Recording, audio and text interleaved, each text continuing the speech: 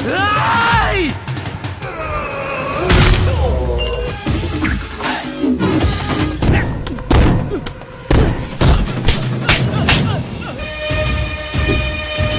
Enak!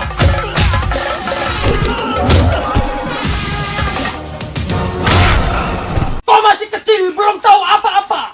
Joseph Kuruvilla yang diperankan Talapati Vijay menjalani kehidupan damai di negara bagian Kerala. Meski sebagai single parent, Joseph sangat bahagia menjalani hari-hari bersama putri kecilnya yang bernama Nivi. Hidup Joseph sepenuhnya untuk kebahagiaan Nivi. Itulah yang membuat Nivi tidak pernah merasa kekurangan kasih sayang. Joseph tidak hanya berperan sebagai ayah, tapi juga mampu menjadi seorang ibu untuk Nivi. Kehidupan Joseph hanya berputar pada Nivi dan usaha toko rotinya. Toko itu dijalankan dengan bantuan satu orang pekerjanya bernama Rajendar. Joseph yang berpenampilan cupu selalu menghindari kekerasan. Bahkan ketika anaknya terkena cipratan air oleh pengendara mobil, Joseph menyelesaikan masalah itu dengan cara lembut. Sikap lugu, culun, pengecut, dan penakut itu tidak disukai oleh Nivi. Satu hal lagi yang membuat Nivi terkadang kesal, ayahnya sering terlambat mengantar Nivi ke sekolah. Guru Nivi yang bernama Ani sudah berkali-kali memarahi Nivi. Joseph selaku ayah Nivi juga dimarahi, tapi omelan Ani tidak dimengerti oleh Joseph. Saya tidak bisa bahasa Malayalam, ujarnya pergi. Suatu hari Nivi berantem dengan teman sekolahnya. Ibu guru Ani mengajak Joseph dan Nivi bertemu di luar sekolah untuk dimarahi. Saat itu ada sekelompok preman tengil melintas di dekat mereka. Jajan Nivi diambil dan guru Ani disenggol. Nivi jadi sangat kesal. Nivi memaksa preman bernama Prem itu minta maaf. Prem justru ingin menampar Nivi. Guru Ani bergerak cepat melindungi Nivi dan menampar balik Prem. Joseph ketakutan melihat semua itu, apalagi Prem terlihat murka. Untungnya Prem dan preman yang lain sedang terburu-buru karena ditunggu oleh pimpinan mereka. Tapi Prem memberi isyarat balas dendam. Besok paginya Joseph telat bangun seperti biasa. Nivi pamit pergi ke sekolah bersama guru Ani agar tidak terlambat lagi. Beberapa jam kemudian Joseph dikagetkan dengan kedatangan polisi. Nivi dan guru Ani telah mengalami kecelakaan.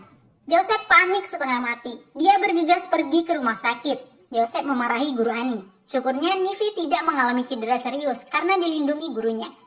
Petugas polisi yang lain datang. Rupanya guru Ani dan Nivi telah mengajukan keluhan ke polisi. Ani sangat menyadari jika kecelakaan yang terjadi karena mereka sengaja ditabrak oleh kelompok preman yang kemarin. Joseph semakin memarahi Ani. Bagi Joseph, masalah tersebut tidak seharusnya diperpanjang. Joseph mengajak Ani ke kantor polisi untuk mencabut laporan. Pada saat di kantor polisi, SI setempat merasa tidak asing dengan wajah Joseph. Wajah itu sangat akrab dengannya saat masa pelatihan IPS dulu di negara bagian lain. Namun, Joseph mengaku tidak pernah keluar dari Kerala. Kampung halaman saya di sini, Pak. Saya menjalankan toko roti peninggalan keluarga. Saya datang ke sini untuk mencabut laporan karena tidak ingin memperpanjang masalah, terang Joseph. Satu hal yang tidak disadari Joseph, dia berbicara menggunakan bahasa Malayalam dengan sangat fasih. Ani jadi heran mengapa Joseph berbohong kepadanya tidak bisa berbahasa Malayalam. Sesuatu lebih mengejutkan terjadi. SI memanggil anak buahnya yang bernama Vijay Kumar, tapi Joseph yang justru menoleh. Ani jadi bertambah penasaran. Setelah di rumah, Ani mulai mencari informasi di Google tentang nama Vijay Kumar. Joseph sendiri kedatangan tamu tak diharapkan. Prem dan teman-temannya datang dengan amarah karena tidak terima telah dilaporkan ke polisi. Joseph berusaha menjelaskan jika laporan telah dicabut, tapi tetap saja tidak meredakan situasi. Joseph yang lugu dan cupu dihajar tanpa bisa melawan. Para preman itu memukul Joseph sepuasnya. Laporan yang sempat diajukan ke polisi terkait kasus percobaan pembunuhan. Prem jadi ingin benar-benar membunuh Nivi. Mendengar anaknya akan dibunuh, Joseph jadi hilang kendali. Joseph menghadang mereka dengan tangannya dan berteriak lantang. Mata dan ekspresi Joseph berubah drastis. Dia lepas kontrol. Di tempat lain, guru Ani baru mengetahui dari internet jika nama Vijay Kumar yang dia cari adalah mantan wakil komisaris polisi Chennai. Wajah Vijay Kumar sama persis dengan Joseph. Ani langsung bergegas pergi untuk menemui Joseph.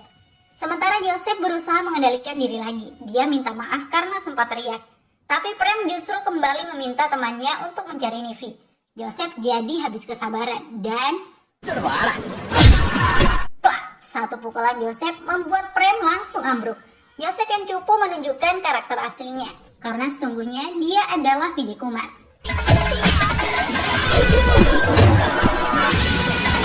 Joseph meninju dan menendang para preman. Terlihat jelas penampilan cupu Joseph selama ini hanya topeng belaka. Aslinya Joseph sangat ganas, buas, liar, dan menakutkan. Preman di hadapannya mah hanya butiran debu.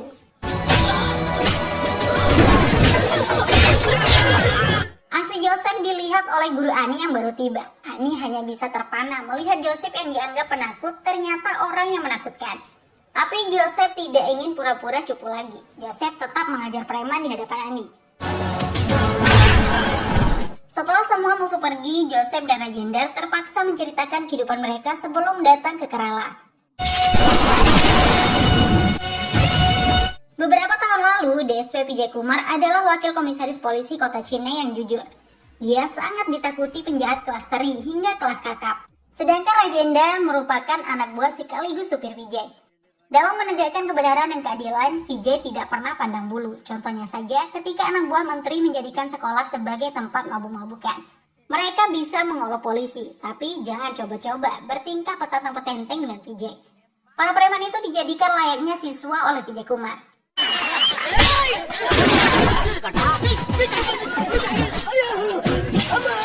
Sehebat apapun Vijay, tetap saja hanya bocah kecil di mata ibunya. Vijay selalu didesak untuk menikah. Berkali-kali sang ibu mencarikan pengantin, sayangnya Vijay tidak pernah tertarik. Ibunya sangat khawatir karena Vijay semakin berumur. Ketika Vijay dan ibunya di lampu merah, ada anak-anak menawarkan barang jualan seperti pengemis. Vijay kasihan dengan anak itu, seharusnya dia ada di sekolah. Vijay bersedia membiayai pendidikannya. Anak yang lain juga menyedihkan, sebelah matanya rusak. Tiba-tiba preman setempat bernama Karna memukul anak itu karena dianggap ngobrol tanpa kerja. Rupanya mereka dipaksa kerja oleh Karna. Karna memperingatkan Vijay untuk segera pergi. Melihat kemungkaran di depan mata, tangan dan kaki Vijay jadi gatal. Vijay menghajar Karna. Teman-teman Karna yang berusaha membantu juga jadi sasaran Vijay. Para preman itu tidak sanggup menghadapi kekuatan Vijay. Tulang-tulang mereka dipatahkan dengan sadis.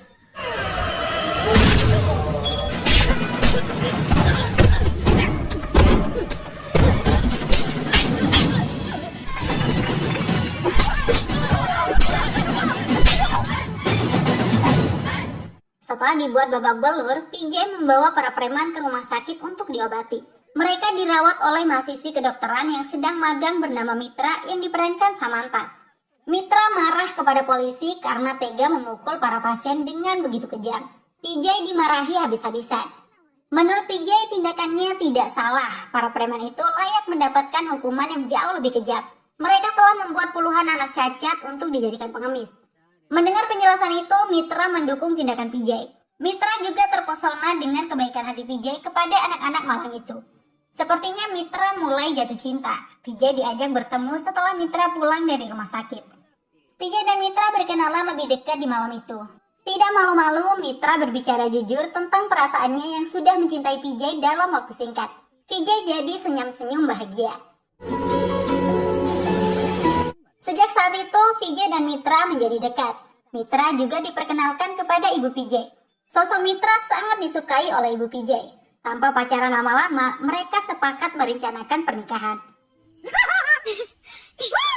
Meski sedang kasmaran, Vijay tidak lupa dengan tugas-tugasnya. Vijay ditemui seorang lelaki tua yang melaporkan anak perempuannya bernama Raji hilang sejak 3 hari lalu. Sebenarnya kasus tersebut sudah dilaporkan ke polisi terdekat. Namun polisi hanya mengambil uang tanpa mencari Raji. Polisi justru menyebut Raji telah kawin lari. Itulah sebabnya pelapor menemui Vijay yang dikenal sebagai pejabat polisi baik hati. Anak saya tidak mungkin kawin lari. Dia pergi kerja seperti biasa. Malamnya dia nelpon akan pulang sejam lagi. Tapi sampai sekarang tidak pulang-pulang. HP-nya juga tidak pernah aktif. Tutur ayah Raji menangis. Vijay kasihan dengan penderitaan ayah Raji. Malam itu juga, Vijay turun memulai penyelidikan di perusahaan tempat Raji bekerja. Pihak perusahaan dan semua orang dipaksa bekerja sama. Rekaman CCTV menjadi petunjuk paling penting dalam kasus hilangnya Raji.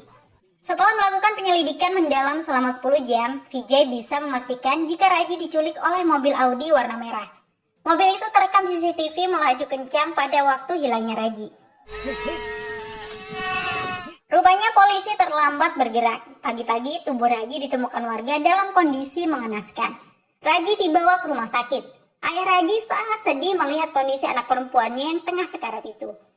Informasi yang didapatkan PJ dari dokter, Raji telah diperkaos secara brutal selama 3 hari terakhir. Parahnya, pelaku ingin menghapus jejak dengan memasukkan batang besi berkarat ke anuknya Raji. Sungguh keji. Vijay dan ayah Raji tidak kuat mendengar semua itu. Raji benar-benar sedang menghadapi kesakitan yang begitu menyakitkan. Bahkan Raji memohon agar dibunuh saja. Rasanya kematian jauh lebih baik bagi Raji. Setelah menyebut orang yang memperkaosnya, Raji merasa tidak sanggup lagi bertahan. Raji menghembuskan napas terakhir dengan air mata penderitaan.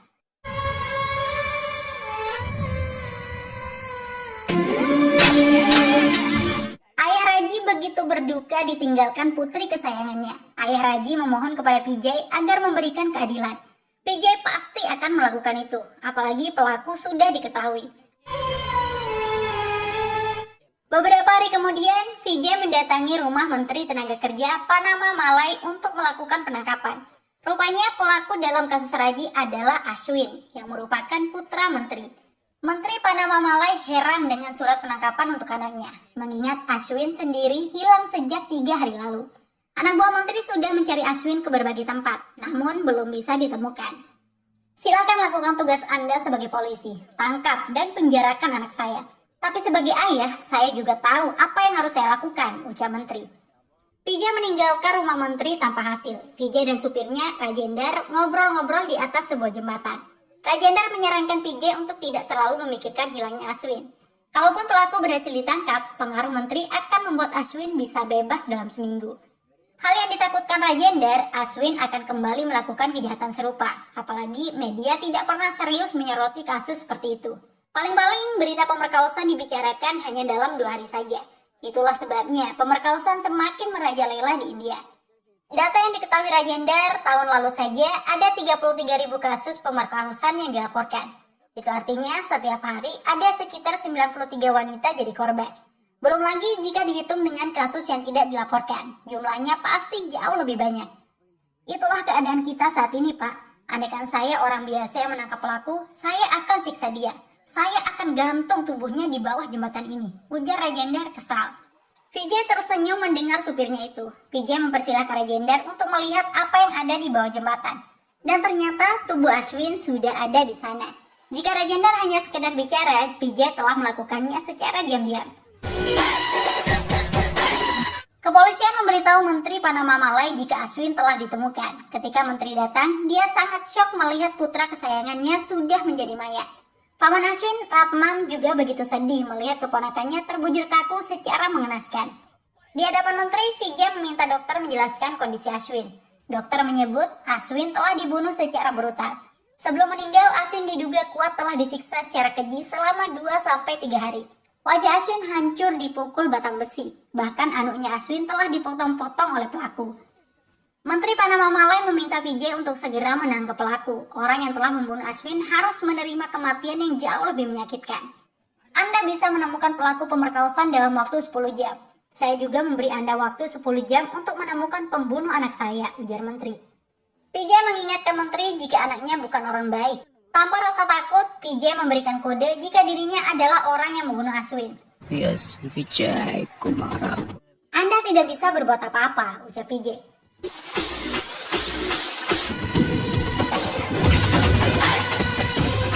Setelah kasus Raji selesai, Vijay diundang untuk bertemu keluarga calon istrinya.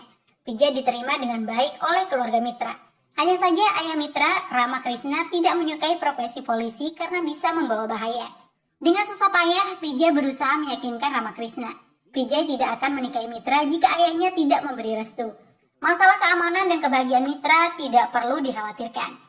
Vijay berjanji akan merawat Mitra jauh lebih baik dibanding ayahnya sendiri. Cinta dan ketulusan Vijay mampu meluluhkan hati Rama Krishna. Rencana pernikahan mereka disetujui, tapi tiba-tiba dak derdo, suara senapan terdengar. Sekelompok preman menyerang Vijay hingga acara keluarga itu berantakan. Vijay berusaha melawan para penyerang.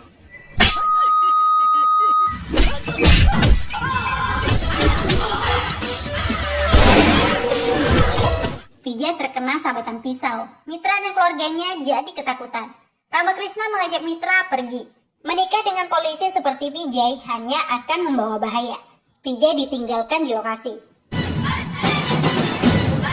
Vijay menemui dalang di balik serangan itu. Siapa lagi kalau bukan Menteri Panama Malai. Vijay kesal karena ulah menteri membuat cintanya berantakan. Apalagi sangat sulit bagi Vijay menemukan calon istri. Jika Anda ingin balas dendam, Anda butuh preman. Tapi jika saya ingin bunuh Anda, saya tinggal menembak. Saya minta Anda jangan ganggu hidup saya lagi. Ancam Vijay membuat menteri terdiam. Selanjutnya, Vijay berusaha memperbaiki hubungannya dengan Mitra.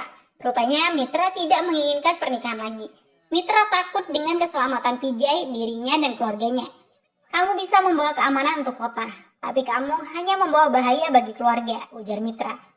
Apabila Vijay ingin pernikahan tetap terjadi, maka Vijay harus berhenti menjadi polisi. Itulah satu-satunya syarat yang diajukan Mitra. Jika Vijay tidak setuju, Mitra akan pergi jauh. Diberikan syarat seperti itu, Vijay tidak berpikir panjang. Vijay mempersilahkan Mitra pergi. Mitra pun naik bajai. Tapi baru beberapa meter, Mitra turun lagi berbalik ke Vijay. Mitra gregetan dan memukul Vijay yang lebih memilih profesinya. Vijay hanya tertawa melihat tingkah Mitra. Vijay sudah menduga Mitra akan kembali. Tapi tidak pernah disangka akan secepat ini. Vijay sendiri mengakui dirinya tidak bisa kehilangan Mitra. Vijay juga tidak bisa berhenti dari profesinya. Akhirnya Mitra yang terpaksa mengalah. Mitra rela berkompromi menjadi istri seorang wakil komisaris polisi. Pernikahan dilangsungkan dengan meriah. Keluarga Mitra juga menerima demi kebahagiaan Mitra. Rumah tangga Vijay dan Mitra sangat bahagia. Tidak ada bahaya yang dikhawatirkan muncul. Seiring berjalannya waktu, Mitra hamil dan melahirkan bayi cantik yang diberi nama Nivedita alias Nivi. Setiap hari hanya kebahagiaan yang dirasakan Vijay, Mitra, Nivi, dan ibu Vijay. Selama ini Mitra tidak pernah menginginkan apapun dari suaminya. Semua yang diberikan Vijay terasa sudah lengkap. Vijay menanyakan apa mimpi atau keinginan Mitra yang belum tercapai. Vijay sangat ingin membahagiakan istri tercintanya yang sudah banyak berkorban itu. Mitra mengaku memimpikan kehidupan yang jauh dari hiruk-pikuk kota. Sebuah kehidupan yang tenang di pedesaan tanpa TV maupun api. Vijay, saya istri seperti apa di matamu? Tanya Mitra. Belum sempat Vijay menjawab pertanyaan romantis itu, sebuah insiden mengejutkan terjadi. Vijay seperti tidak percaya apa yang ada di hadapannya. Mitra sudah terkena tembakan. Darahnya mengalir begitu banyak. Apa iya Mitra meninggal? Vijay belum sepenuhnya menyadari apa yang terjadi. Anak buahnya di kepolisian, ACP Karikalan melepaskan 2 peluru ke tubuh Vijay. Karikalan datang bersama Menteri Panama Malai untuk menuntaskan dendam yang tertunda. Vijay yang sudah terluka parah terus dihajar dan disiksa. Menteri juga membunuh ibu Vijay yang tengah memandikan Nivi di lantai atas. Sedangkan Nivi ditenggelamkan di air bathtub. Menteri telah melakukan apa yang dia inginkan, yaitu memberikan kematian yang sangat mengerikan bagi pembunuh Ashwin. Karikalan akan meledakkan rumah itu dalam waktu 4 menit. Menteri kemudian meninggalkan Vijay yang sudah pingsan. Setelah orang-orang jahat itu pergi, tanpa diduga Mitra sadarkan diri. Rupanya dia hanya pingsan atau mati suri. Mitra berusaha membangunkan Vijay, tapi dia tetap tidak bergerak. Mitra naik ke lantai atas melihat kondisi anaknya. Dengan tenaga yang tersisa, Mitra berhasil menyelamatkan anaknya. Untung saja Nivi masih bernafas. Mitra kembali berusaha membangunkan Vijay. Syukurnya kali ini Vijay bisa sadar. Mitra meminta bayi mereka segera dibawa ke rumah sakit terdekat. Jika dalam waktu 15 menit Nivi tidak ditangani, maka anak mereka akan mati. Tinggalkan saja saya di sini. Saya tidak sanggup lagi bertahan, ucap Mitra. Mitra meminta Vijay berjanji untuk berhenti menjadi polisi. Vijay harus merawat Nivi dengan baik. Tidak banyak yang Mitra minta dari suaminya itu. Vijay harus jadi ayah yang baik bagi Nivi. Jangan lagi Vijay terlibat kekerasan.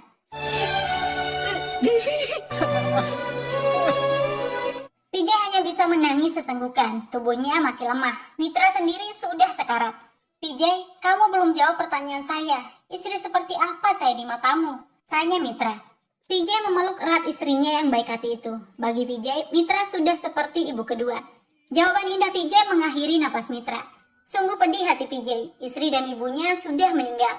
Kini dia hanya memiliki Nivi.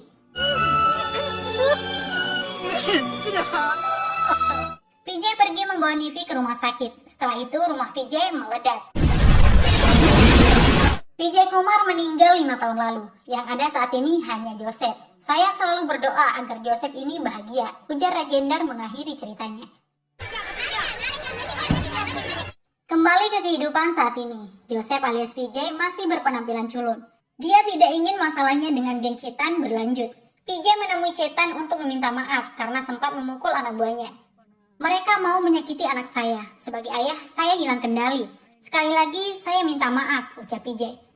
Chetan membiarkan PJ pergi. Anak buahnya, Prem, mengira PJ sedang ketakutan. Tapi Chetan memiliki penilaian berbeda. Dia sama sekali tidak takut. Jika kita menyentuh anaknya lagi, dia akan membunuh kita. Saya yakin dia bukan tukang roti biasa. Cari tahu latar belakangnya, ujar Chetan. Beberapa hari kemudian, PJ mengantar Nivi naik bus untuk kegiatan tur sekolah. Baru saja bus jalan, PJ mendapat telepon dari musuh lamanya.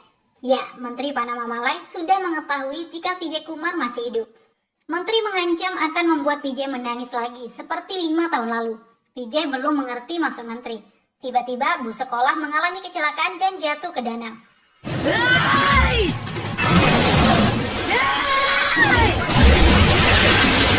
Sekuat tenaga, PJ berlari menyelamatkan Nivi. Masyarakat juga berhamburan keluar.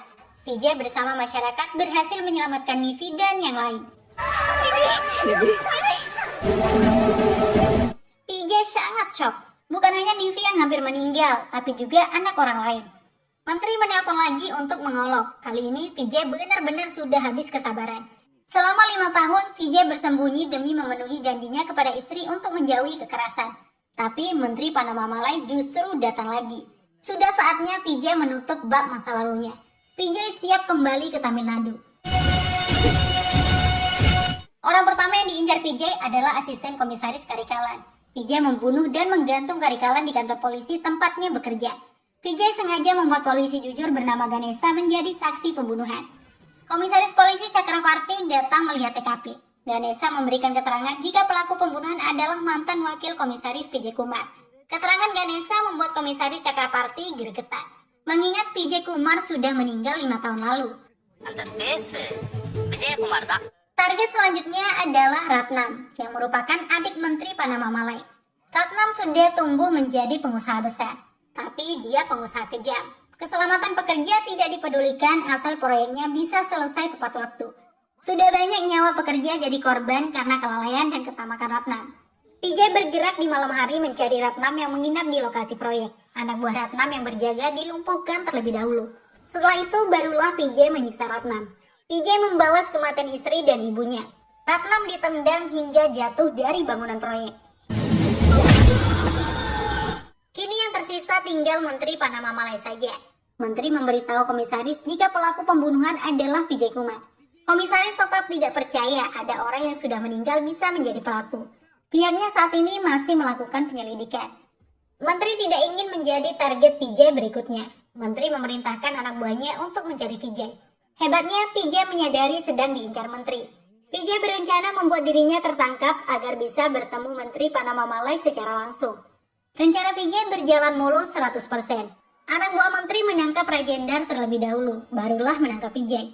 Sesuai prediksi, Menteri Panama Malai datang setelah PJ ditangkap.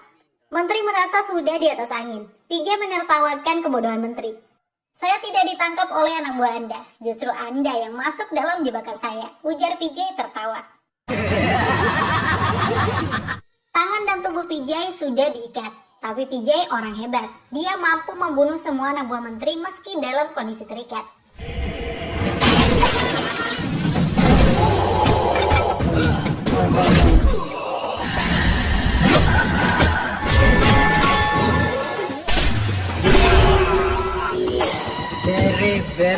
Menteri Panama Malai tinggal seorang diri. Selama ini PJ tidak balas dendam demi Nivi.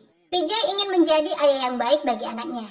Tapi membiarkan Menteri Panama Malai hidup ternyata sebuah kesalahan. PJ pun menggantung orang tua jahat itu. Komisaris polisi Cakravarti berbicara di media jika pelakunya belum diketahui. Karena ternyata komisaris turut membantu PJ Kumar menyelesaikan dendamnya. Beberapa tahun kemudian, PJ Kumar tidak lagi tinggal di Tamil Nadu maupun Kerala. Penampilan PJ telah berubah total. Namanya juga bukan PJ ataupun Joseph, tapi Dam Eswaf. PJ, Nivi, Rajendar, dan Guru Ani hidup damai di negara bagian Kashmir. Film selesai.